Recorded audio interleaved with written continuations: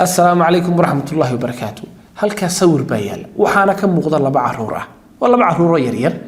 لبضع عرورة هذا الشكل كذا شكل وحصور تقلع إن الضلش هذا دون نحتاج تراهيد والله هنا أنا ماشي وحبك وين لبضع يرير ولا بع عرورة وأقومه وحيكون شران دوكسي يهوي وبتكا أقومها لجو كوريا لجونا إلالي وطبعا إسلامية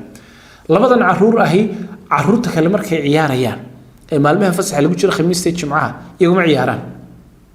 وطلب حي قبطان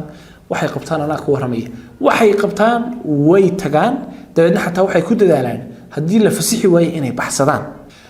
carruurtaasi waxay u baxsanayaan wax kala ma xaasha waxay u baxsanayaan in tuulooyinka ku hareeraysan tuulada ay degan yihiin ee gaalada ah waa Afrikadaasi in islaamka gaarsiiyaan waxa laga waramay in labada ciyaal ee agoomaha ah ee wali ardayda ah ee yar-yari